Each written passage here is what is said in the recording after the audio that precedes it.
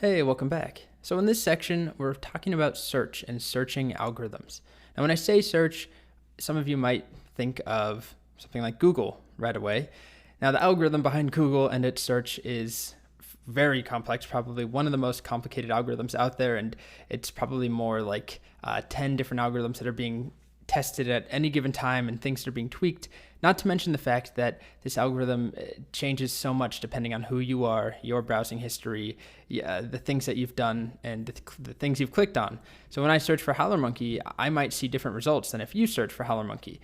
So we're not going to even try and recreate anything like this. What we will get to later in the course, not right now, but later once we cover graphs and trees and other complicated data structures, we'll discuss how to search and traverse something like a graph, which is closer to what Google is doing. We're not going to talk about the machine learning behind all of this and how it decides, what is best tailored to me, Colt, versus to someone else down the street.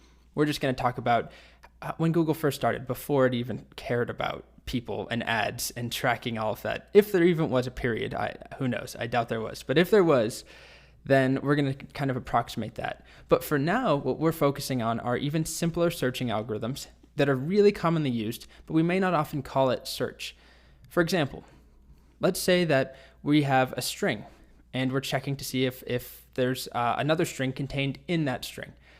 Or let's say that I have a website and I allow people to sign up and they add their username in. So they sign up with a username and password. Well, we need to tell them if their username is taken. So let's say there's not even a database. Let's not worry about how this works. But let's say I have an array of usernames. If somebody types in a username into the form and says, okay, I'm going to be I hate cats. That's going to be my username, and my password will be secretly loves cats 72 or something. If I hit enter, I need to, the developer, needs to take that username and somehow figure out if it's taken. So if I have a list of usernames, how am I going to figure out if this I hate cats is contained in that list? Now, JavaScript has many built-in ways of doing this. You could, for example, do index of. It's a simple one. And here, let's try that. Usernames.index of I hate cats. This is using a searching algorithm behind the scenes. And so we get 11. And if it weren't in there like that, we should get -1. There are some others that we'll see, some other options. But what we're going to talk about in this section is how these are working behind the scenes and how we can implement our own versions of some of these functions, these built-in methods, and how we can search across arrays and strings. Or one more really quick example, if we had a list of states, an array in the US, I apologize for being America-centric in this video, but if this is what we had, we wanted to make sure a user was inputting a valid state. Well, we could check it against this, but how are we going to do that? What's the best algorithm? We're going to get into that in this section. So what are our objectives? First, just describe what a searching algorithm is. We kind of talked about that a bit. Then we're going to implement linear search on arrays. Then we're going to talk about a slightly better algorithm, binary search, on sorted arrays.